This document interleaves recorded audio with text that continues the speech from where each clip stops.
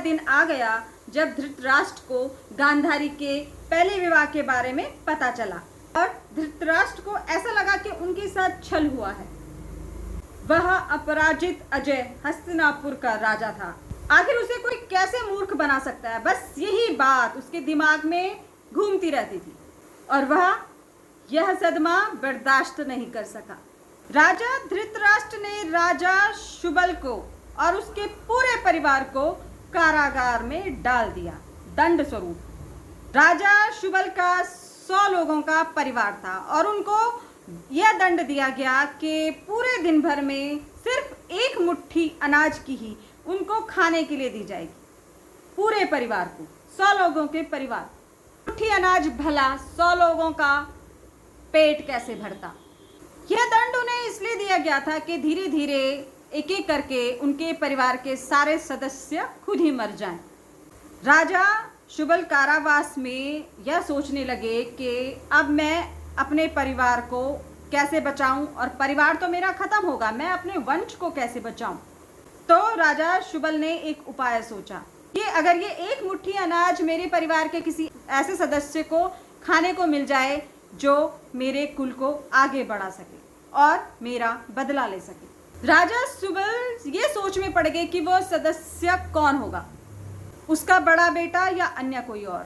तो राजा शुबल ने अपने बेटों की परीक्षा दी। उनमें से जो सबसे बुद्धिमान होगा उसको ही जिंदा रहने का मौका मिलेगा और वही मेरे वंश को आगे बढ़ाएगा और वही मेरे पूरे वंश का बदला लेगा, क्योंकि राजा जानता था कि अब उसका अंत समय निकट आ गया है। राजा शुबल ने एक हड्डी ली और अपने सभी पुत्रों को उसमें एक धागा डालने के लिए कहा, लेकिन सभी इस काम में विफल हो गए। लेकिन उनके पुत्र शकुनि ने हड्डी की एक तरफ अन्न बांध दिया और दूसरी तरफ एक चींटी बांध दी और चींटी को हड्डी के एक सिरे पर छोड़ दिया।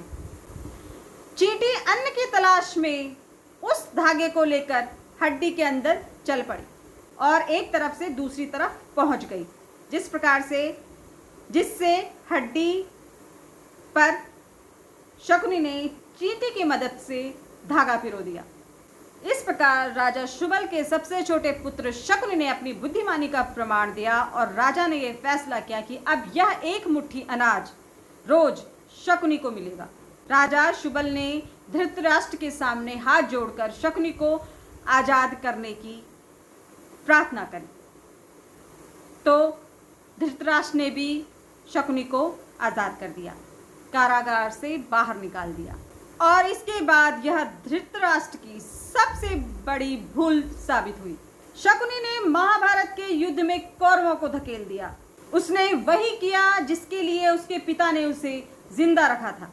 अपने वंश के विनाश का बदला लेने के लिए शकुनि को जिंदा रखा गया था और उसने अपने वंश का बदला लिया। शकुनि को कोई भी एक अच्छे इंसान के रूप में नहीं देखता, परंतु यह कहा जाता है कि शकुनि को अंत में स्वर्ग प्राप्त हुआ, क्योंकि शकुनि ने अपने मकसद को पूरा करने के लिए महाभारत के युद्ध में अपने प्राण त्याग दिए और अपने पिता और परिवार का बदला धृतराष्ट्र से लिया और जो कुछ भी उसने किया अपने पिता के साथ हुए अन्याय और गांधारी के साथ हुए अन्याय के लिए किया।